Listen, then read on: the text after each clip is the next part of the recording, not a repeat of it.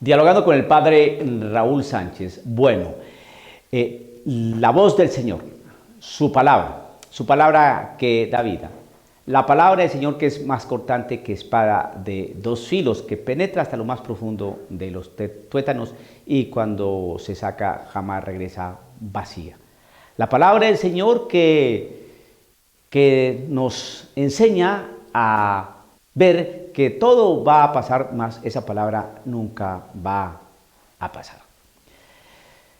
La palabra del Señor que nos enseña a ver que Él es el Verbo encarnado. La palabra del Señor que nos enseña que Jesús es la imagen visible de Dios invisible. La palabra del Señor que nos enseña que a través de la predicación, es decir, a través de la palabra, se llega a la fe. Nosotros llegamos a la fe a través de una palabra, a través, ¿no?, de algo que se nos dice, se nos cuenta, se nos narra. Nosotros tomamos la Sagrada Escritura y decimos, la palabra del Señor nos enseñó, la palabra del Señor nos explica. De hecho, en las misas, cuando terminamos de proclamar la palabra, decimos palabra de Dios o palabra del Señor. Bien, ¿por qué estoy diciendo todo esto? Porque me ha llamado la atención los últimos documentos, ¿no?, referente a todas estas cuestiones del jubileo, la naturaleza, la ecología, etcétera, etcétera. Y jamás he podido encontrar la palabra pecado ni conversión.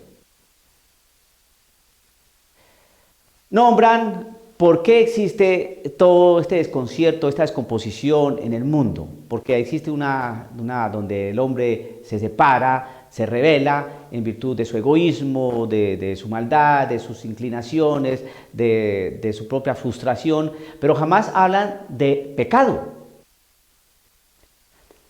Esto que estoy diciendo es para avisarle a usted por qué no se habla de pecado. E igualmente jamás hablan de conversión. ¿Por qué no hablan de conversión? ¿Y por qué no hablan de pecado? Porque el lenguaje, la palabra de la Iglesia Católica hoy se ha democratizado de una manera impresionante. Se trata de llegar a todo el mundo sin llegar a tocar a aquel ser que le da sentido a nuestra realidad en este mundo, Cristo Jesús. Entre menos se hable de Cristo Jesús, entre menos se hable de conversión, entre menos se hable de pecado, muchísimo mejor. Entonces hay un lenguaje muy parecido al que transmite nuestro Señor. Parecido. Así como se parece el trigo y la cizaña cuando están creciendo. Es muy semejante. Muy semejante a aquellas cosas como son los eufemismos, más bien como son las falacias, ¿no?, y los eufemismos, o las verdades a medias. A primera vista uno dice, no, pues sí, pero va uno a mirar y resulta que no. El lenguaje de la Iglesia no puede ser ambiguo, no puede ser políticamente correcto, no puede ser sociológicamente propuesto, ni políticamente desarrollado, ni sociológicamente inteligible para todos. Ese no es el lenguaje de la Iglesia. Ese es el lenguaje de las organizaciones internacionales. Ese es el lenguaje de la ONU, de la OEA, del UNICEF, de los cascos azules, de la Organización Mundial de la Salud, etcétera, etcétera, pero no de la Iglesia. La Iglesia tiene una palabra. La Iglesia tiene una palabra, porque la Iglesia es columna y fundamento de la verdad. Por lo tanto, cuando usted acceda a los documentos, estos últimos que están saliendo, usted va a ver que jamás por ningún lado se va a usted a escuchar o a leer conversión y pecado. Todos estos desastres a nivel ecológico, todos estos desastres a nivel ambiental, es producto de una realidad donde el hombre ha desconocido, ¿no?, su compromiso con el ambiente, con la naturaleza. Pero sabemos que eso no es cierto.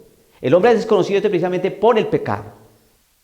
El hombre, al hombre se le dio una creación, él haciendo parte de la creación, se le dio algo para que gobernara, algo para que administrara, porque vio Dios que era bueno. Pero en virtud del pecado, entonces vinieron las transgresiones, los incumplimientos y esto que estamos observando hoy en día. Porque esto es un itinerario que se ha venido desarrollando a lo largo de siglos y siglos y siglos. Y entonces hoy queremos obviar, quitar las palabras conversión, pecado, cruz, sacrificio, arrepentimiento, quitar todo eso, porque eso suena muy católico, suena muy universal, suena muy a Cristo. Muy a Cristo. Y entonces, ¿qué vamos a hacer con aquellos que no son cristianos? Pues quitar esa parte que huele a Cristo, que huele como a sacristía, que huele como a incienso, que huele como a reclinatorio o a mueble que se llama confesionario. Eso hay que quitarlo, que huele como a banca de iglesia, esas largas, que huele como a sotana, como a alba, como a sobrepelliz, como a cíngulo, como a estola. Hay que quitar todas esas atmósferas que huelen como a cálices, vinajeras, genuflexiones, persignarse bendiciones, escapularios, rosarios, camándulas, velas de cera. Hay que quitar todo eso que se respira así, que ya huele a moho. Entonces hoy no vamos a hablar con ese lenguaje preconciliar, sino con un lenguaje posconciliar, ¿no? Donde todos quepamos y donde la realidad de Cristo se desvanezca hasta la mínima expresión, y entonces así le vamos a dar oportunidad a la iglesia que tenga un lenguaje bastante democratizado y holístico, que no vaya a ofender y a maltratar a nadie. Por eso los documentos, estos últimos que estoy hablando de jubileos y cosas de estas, jamás nombra conversión ni pecado. ¿Por qué? Porque no quieren. La gente, obviamente, desafortunadamente, pues leen un documento de estos, si es que lo leen, y a veces como que, bueno, pero está bien, ¿dónde está el problema? El problema es que uno conoce la voz del pastor, y el pastor siempre habla de pecado, siempre habla de conversión, siempre habla de arrepentimiento, siempre habla de cargar cruz, siempre habla de pasar por la puerta estrecha, por camino angosto, por estar como ovejas entre medio de lobos. Tengan cuidado porque el demonio como león rugiente anda rondando buscando a quien devorar, resistirles firmes en la fe. Nuestra lucha no es contra carne y sangre, sino contra entidades espirituales del maligno que están esparcidas por los aires. Ese lenguaje no lo quieren escuchar. No quieren hablar de Jesucristo, o no quieren entender que Jesucristo expulsaba demonios, ni que multiplicaba panes y peces, ni que convertía las tinajas de agua en vino, ni que caminaba sobre el agua, ni que curaba a un leproso, ni que le dio autoridad a los apóstoles para perdonar los pecados, ni que resucitó en cuerpo, ni nada de esas cosas. Dejémonos de esa palabra que está aquí. Todo eso que acabé de decir hace unos 30 segundos atrás está aquí. Y entonces, si la desconocen, ¿qué quieren desconocer? Esto, la palabra del Señor. Al desaparecer la palabra del Señor, entonces, ¿qué palabra aparece? Otra palabra. Si la palabra del Señor desaparece, quiere decir que ya no está su espíritu, porque su palabra es la que está inspirada. Palabra inspirada, Biblia. Al no estar esa palabra inspirada, entonces, si no está inspirada por el Espíritu Santo, entonces, ¿por quién va a estar inspirada esa palabra? Netamente por criterios verdaderamente humanos. Esto que estoy diciendo aquí son unas conclusiones que uno va sacando junto con otras personas importantísimas, ¿no?, que saben de esto. Vamos viendo el itinerario, vamos viendo, vamos conociendo el libreto, que esto se ha venido desarrollando, ¿no? Cómo se ablandan cosas y cómo se van metiendo cosillas por ahí. Le voy a dar un ejemplo, un ejemplo. No sé si usted ha escuchado que un cardenal muy importante, respetadísimo allá en Alemania, le dio por bendecir las uniones homosexuales. Es decir, propuso eso. ¿Usted sabe qué significa bendecir una unión homosexual? ¿Para qué es una bendición? Es decir, es la manera que Dios dice, eso está bien. Así de manera sencilla, sin entrar a mayores consideraciones. Eso está bien. Lo que ustedes están haciendo está bien. Se pregunta uno, ¿eso está bien? Al bendecir una unión homosexual, ¿qué significa eso? Es abrir las puertas para que se pueda bendecir otras cosas. Y abrir la puerta para que más adelante una relación homosexual sea elevada a sacramento. Así de simple. Un lenguaje que no es de Cristo, parecido al de Cristo, pero no es de Cristo.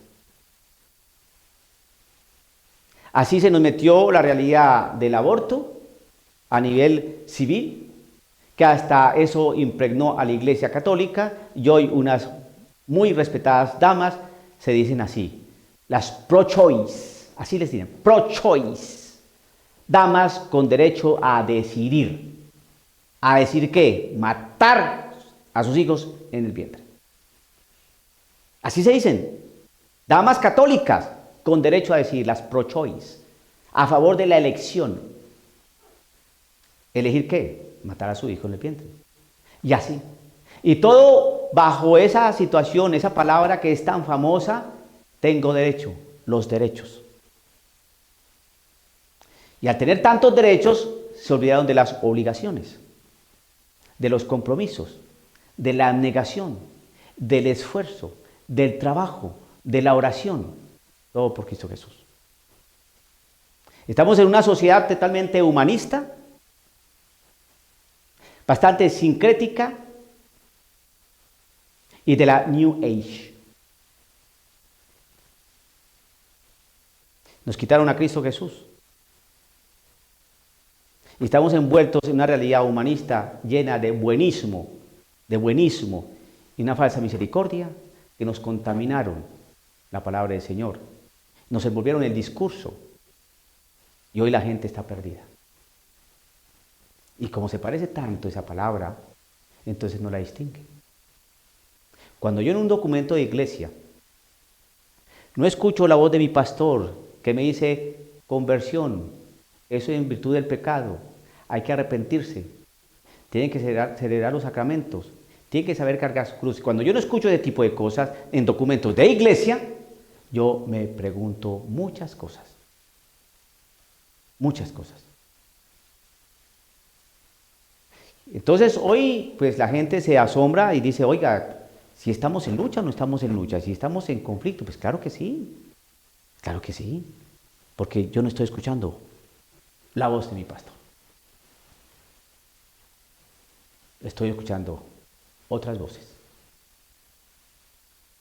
Dialogando con el padre Raúl Sánchez.